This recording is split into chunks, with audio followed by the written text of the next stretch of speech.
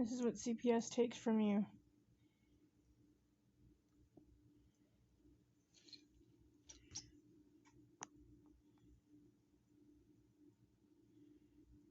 If you let them.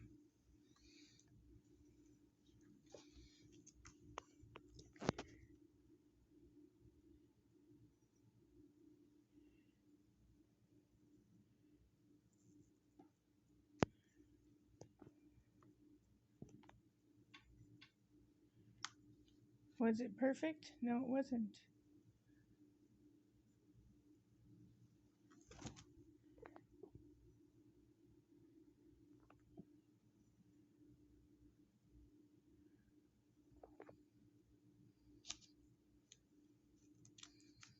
It was not perfect, but it was real.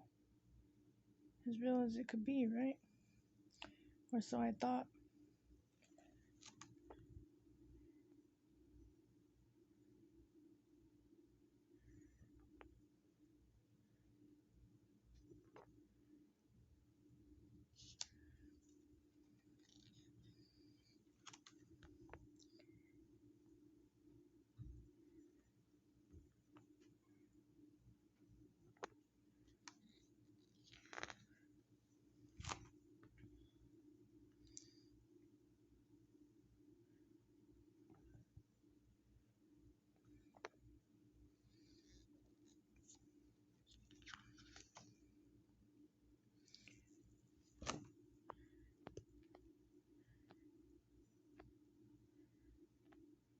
I trusted in Johnessy.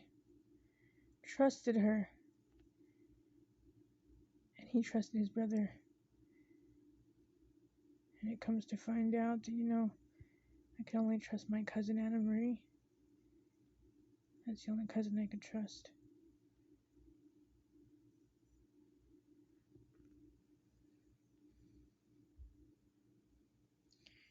Look at the way he's standing.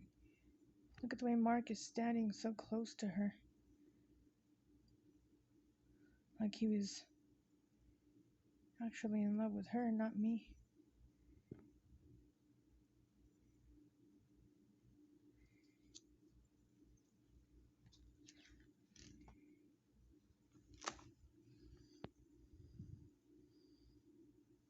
There was no rehearsal dinner, no family and friends attendance, no highlights of the event, no toast. Trusted her. This is the little girl that I was busy taking care of when I was a kid, before I got put in foster care. She was the baby I was raising, because her mother couldn't step outside of herself and actually take care of her daughter. But she didn't lose her kids to CYFD. CYFD never investigated her because she decided to go work for Adelante and everybody else. So Rhonda never got investigated by CYFD. At least not a real investigation. They've been targeting me for years. It's been a 7-year vendetta. They destroyed my family. And they'll destroy yours. They'll stop at nothing.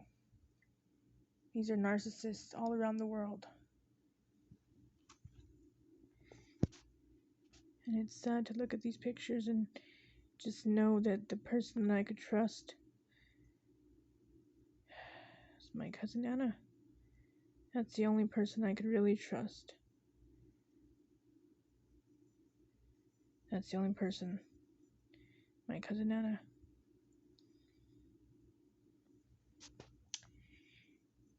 And there he is. So smug in his well-pressed suit. So winning at life, right? Still lying to the cops. But you won't be able to lie to God when he comes.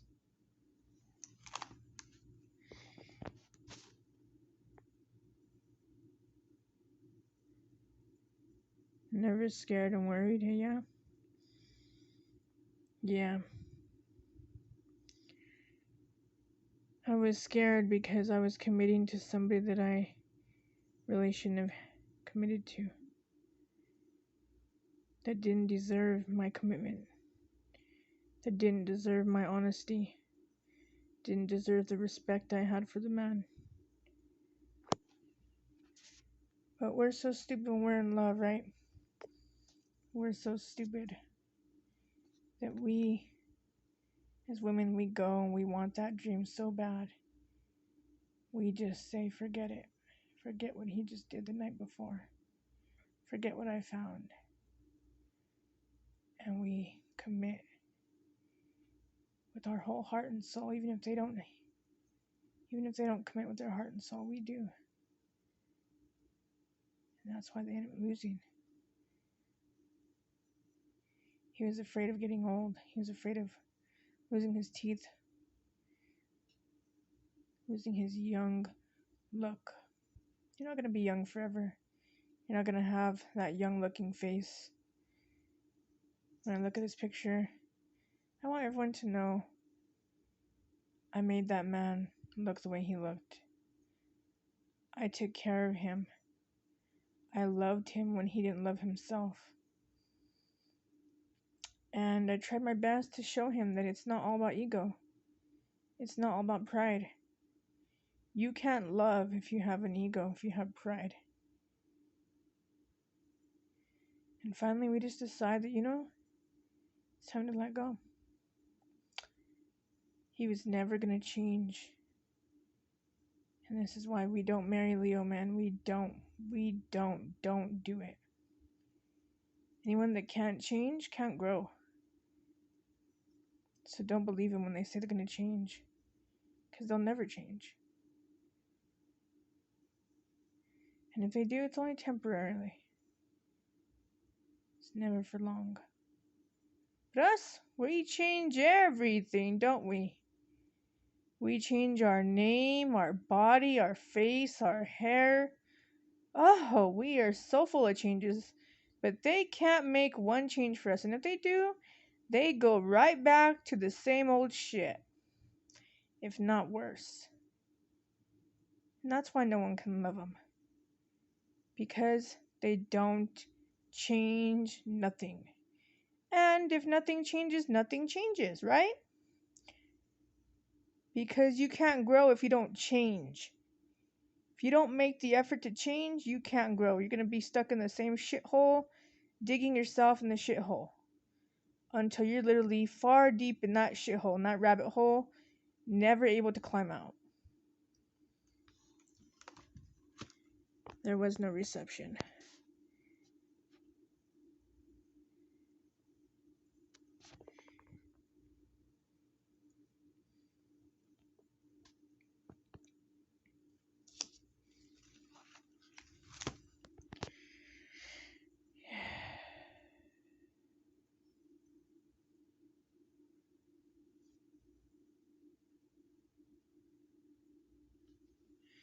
We also had these right here too.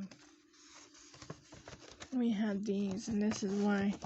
This is how you start to realize that your marriage wasn't as important to your husband as it was to you.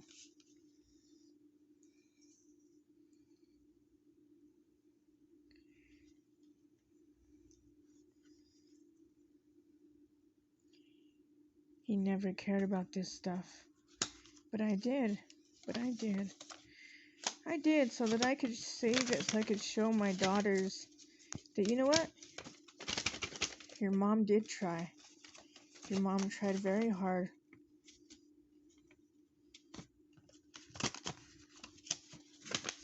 To save her marriage, to have a happy ending. But your dad just didn't want it. Got a card from someone that said, love in your hearts, peace in your home, joy in your life. And the thing is, wishing you a very happy marriage. Uncle George. Thank you, Uncle George. We never got to say thank you for this. He gave us $100. I don't know why, but I wrote these little notes. April 1st, 2011. Well, I was kind of nervous about everything. Not being on time, not looking good, my teeth not being as white. My biggest fear was what I thought all along, that no one would be there, no one to show they cared about my happiness. But all I could think is this: they never cared before, so why would they now? And I was right, and even on this being my happiest day, I felt like crying.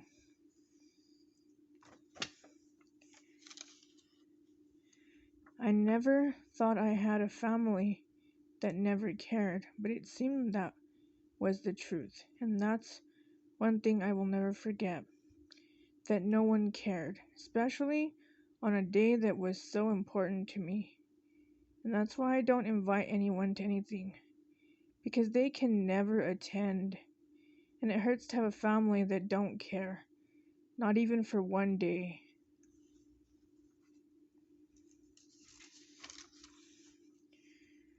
I guess what I liked best is that we took a lot of pictures and I got a fresh flower bouquet, and he looked so nice. I just wonder what he thought of me. How did I look to him? How did my hair and makeup look to him? Was he in love with me that day? I wondered as he said his vows, if he is as committed as I am, if he's planning on being faithful as me. How deep does his love for me run inside?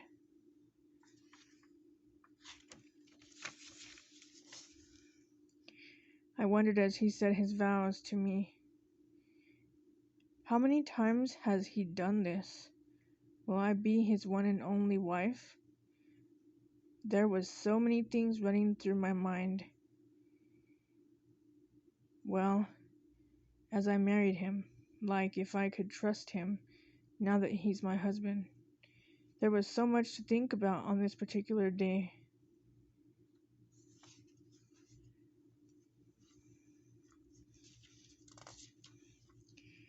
April 2nd. On this day, he took me to Route 66 for breakfast, and I remember him asking me if I had any regrets about marrying him. I told him no, and at that time, I meant it, and I still don't regret it, even if he has already begun to hurt me. This was a fun day.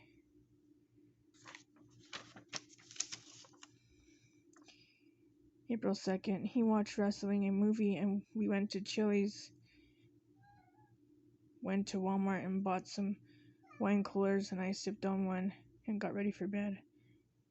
I expected more, but got a lot less lovemaking. Let's hope our first year married is different.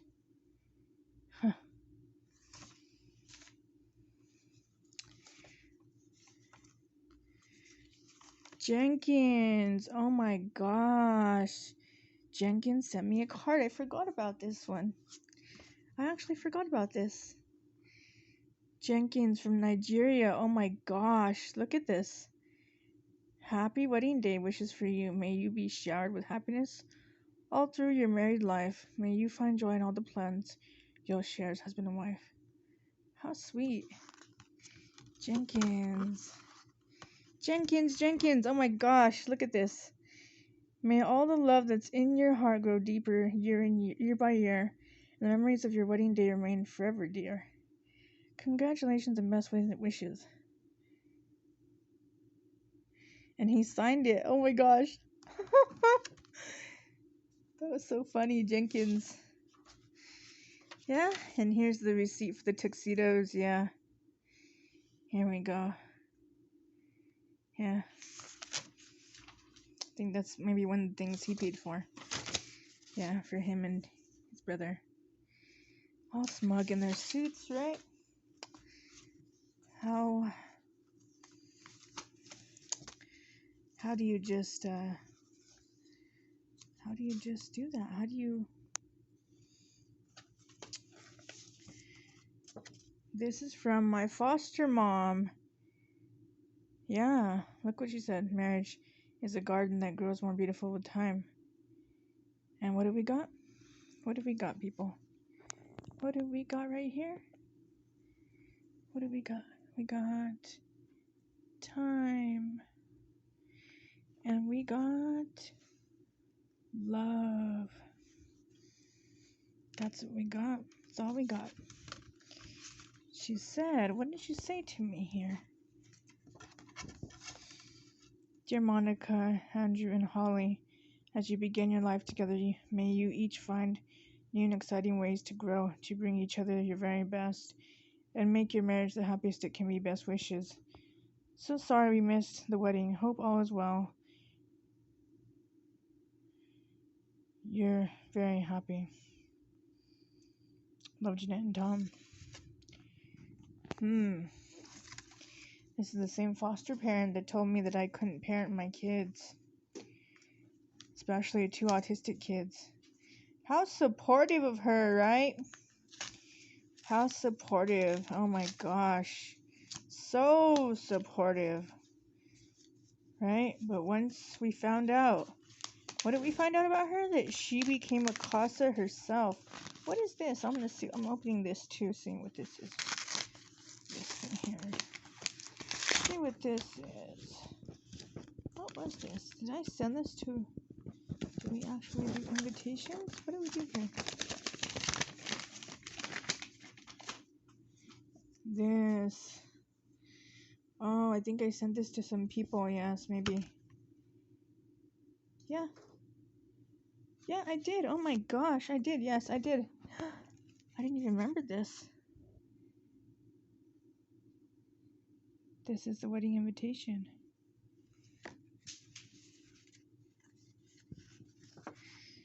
This was the wedding invitation. Yep. Yeah. This is it.